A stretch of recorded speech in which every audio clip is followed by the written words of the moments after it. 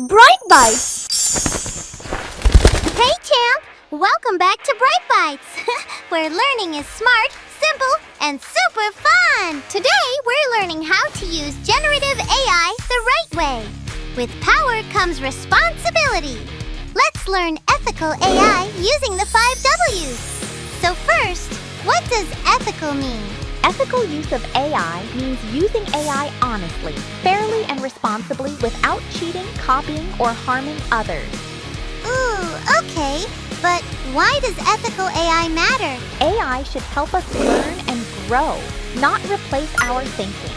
Using AI the wrong way can be unfair or harmful.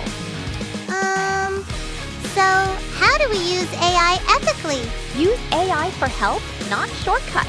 Don't copy, create your own work. Always check and think clearly about the AI answers. When should we be careful using AI? Be careful during homework, exams, projects, and when sharing information. AI is great, but your brain is way better. Oh, I see. And who should use AI ethically? Everyone, students, teachers, creators, and businesses. Ethical AI makes the world smarter and fairer. AI is a powerful tool.